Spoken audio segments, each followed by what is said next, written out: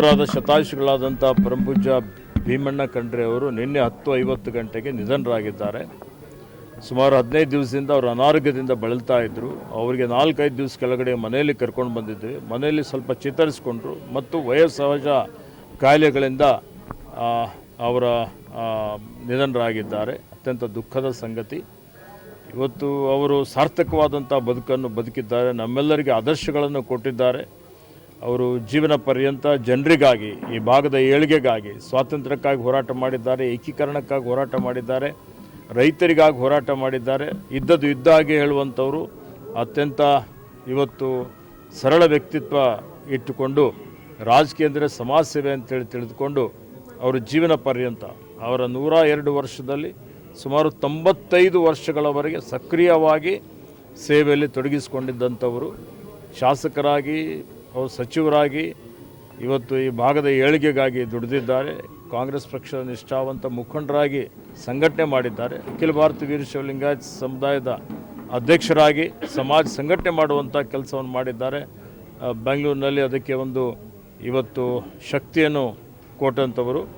ಅವರ ಆದರ್ಶಗಳು, ಅವರ ತತ್ವ ಸಿದ್ಧಾಂತಗಳು ಯಾವತ್ತಿಗೂ ಇವತ್ತು ಪ್ರಸ್ತುತವಾಗಿದ್ದಾವೆ.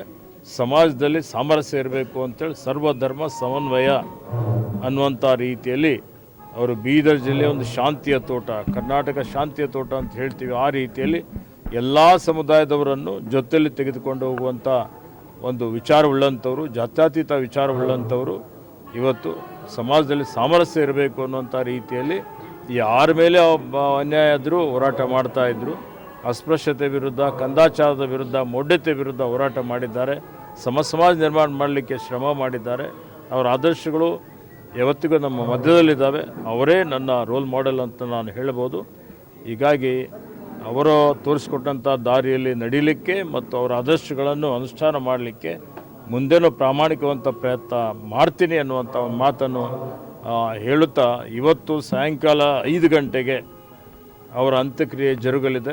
ಈಗ 10:30-11 ಗಂಟೆಗೆ ನಮ್ಮ ಮನೆಯ ಪಕ್ಕದಲ್ಲಿ ಇವತ್ತು ಸಾರ್ವಜನಿಕರಿಗೆ ಅವರ ಅಂತಿಮ ದರ್ಶನ ತೆಗೆದುಕೊಳ್ಳಲಿಕ್ಕೆ ಪಾರ್ಥಿವ ಶರೀರ ಇಡಲಾಗುವುದು.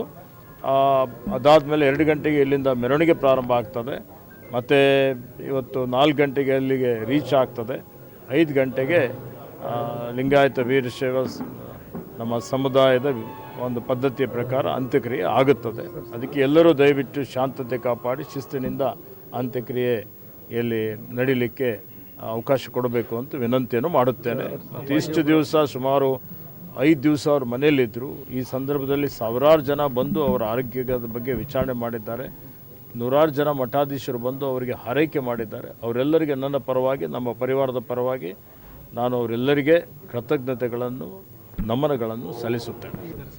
ಮಾನ್ಯ ಮುಖ್ಯಮಂತ್ರಿಯವರು ಬರ್ತಾರೆ, ಮಾನ್ಯ ಉಪಮುಖ್ಯಮಂತ್ರಿಯವರು, ಸಚಿವ ಸಂಪುಟದ ಅನೇಕ ಸದಸ್ಯರು ಈ ಒಂದು ಅಂತ್ಯಕ್ರಿಯೆಯಲ್ಲಿ ಭಾಗವಹಿಸಲಿದ್ದಾರೆ.